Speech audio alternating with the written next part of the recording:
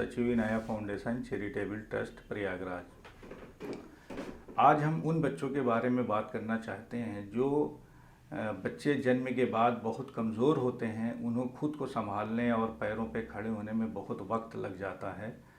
एक औसत स्वस्थ बच्चा 6 से 8 महीने में बैठने की कोशिश करने लगता है। 12 महीने में वो चलने की कोशिश करता है। कई बार कुछ बच्चों के लिए ये भिन्न हो सकता है। जिन बच्चों में शारीरिक विकास में कठिनाई होती है, जैसे बैठने, चलने, खड़ा होने में कुछ समस्याएं आती हैं, तो उसको हम लोग मोटर स्किल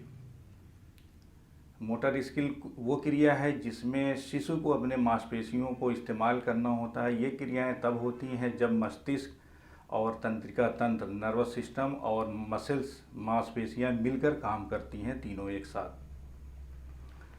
तो मोटर स्किल को 2 वर्गों में बांटा गया है। पहला है ग्रास मोटर स्किल और दूसरा है fine motor skill. Grass motor skill ये वो बड़ी गतिविधियां, क्रियाएं हैं जो शिशु अपनी बाजुओं को, टांगों को, पैरों को या पूरे शरीर के जरिए करते रहते हैं। घुटने के बल चलना, खड़े होकर चलना, दौड़ना और कूदना, ये ग्रास मोटर कौशल होता है। फाइन मोटर स्किल ये छोटी छोटी क्रियाएं होती हैं जब बच्चा, शिशु अपनी उंगली और अंगूठे के जरिए कुछ उठाता है या रेत में अपने पैरों की उंगलियां घुमाता है, तो वो फाइन मोटर स्किल का इस्तेमाल करता है।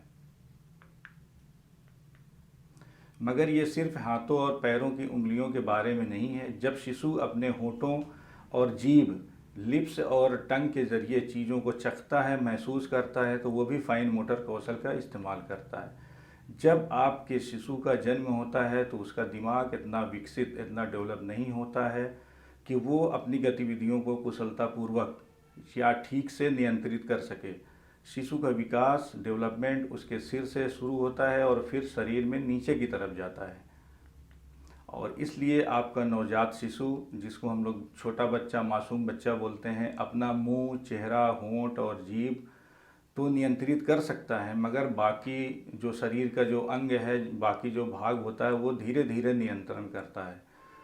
शिशु कंधे के नियंत्रण से पहले अपनी गर्दन को नियंत्रित करना सीखता है। पीठ का नियंत्रण पाने से पहले वो कंधे का नियंत्रण सीख लेता है। शिशु अपने हाथों से पहले बाजू को फिर काबू में रखना सीखता है और उंगलियों का नियंत्रण हासिल करने से पहले हाथों का नियंत्रण सीख सकता है।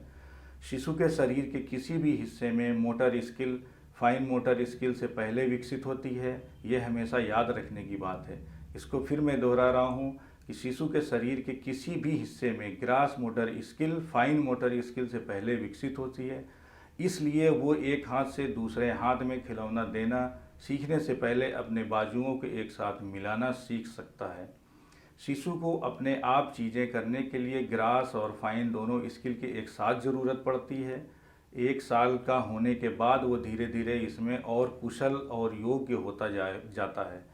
जैसे जब आपका शिशु 2 साल का हो गया है और वो आकार पहचानने वाले खिलौनों को खेल सकेगा, वो ग्रास मोटर स्किल के इस्तेमाल से सीधा बैठ सकेगा और शेप को कसकर पकड़ सकेगा। वो अपनी फाइन मोटर स्किल के जरिए शेप को घुमाकर उसके सही जगह पे फिट भी कर सकता है, जैसे ब्लॉक्स का इस्तेमाल करते हैं।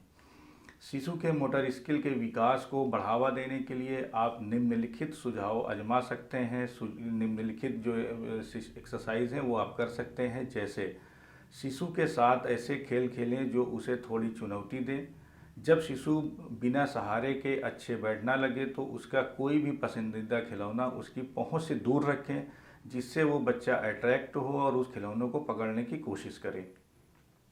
अब खिलौने तक पहुंचने के लिए उसे संतुलन बनाना पड़ता है। अगर वो सब बैलेंस नहीं बना पाता है तो वो बैलेंस बनाने की कोशिश करेगा उस सामान को पकड़ने के लिए, खिलौनों के लिए। आप देखेंगे कि खिलौनों को पकड़ने के लिए वो अपनी टांगों को, बाजुओं को और उंगलियों को किस तरह इस्तेमाल करता है।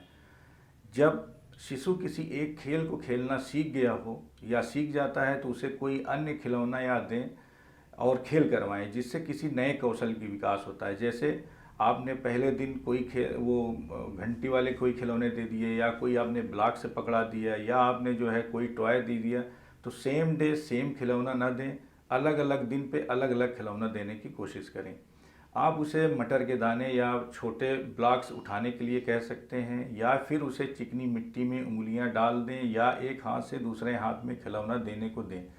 इससे बच्चे में जो है वो कोशिश करने की हिम्मत आती है। जो भी बच्चे अगर ऐसा नहीं कर पाते हैं तो आपने गीली मिट्टी आप दे दीजिए, उसमें फिंगर बनाएंगे। वो छोटे ब्लॉक से बहुत छोटे छोटे आते हैं, उसको आप ला के दे दीजिए, वो उसको करना चालू कर देगा। शिशु के लिए चीज़ें ज़्यादा मुश्किल भी ना करें, ज़बरदस्ती करने की ज़रूरत नहीं है। जो जितना एक्टिव वो उसकी इम्यूनिटी पावर होती है, जितनी उसकी क्षमता होती है, उसके अकॉर्डिंग उससे काम कराने की ज़रूरत है और उसे अपनी दर से बढ़ने दें।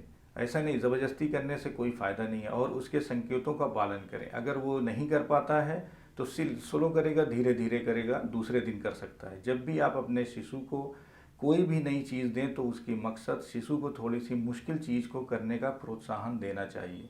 जब भी कोई नया चीज़ दें तो थोड़ा सा प्रोत्साहन करें। ये इतनी भी मुश्किल ना हो कि शिशु इसे पूरा करने का प्रयास ही छोड़ दे।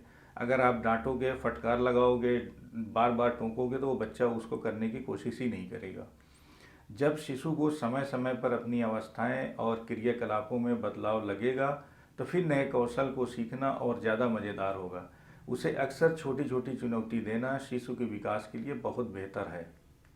सेरेब्रल पाल्सी एवं पालस्थी समस्याओं से संबंधित जानकारी के लिए हमारे YouTube channel Inaya foundation charitable trust को सब्सक्राइब करें।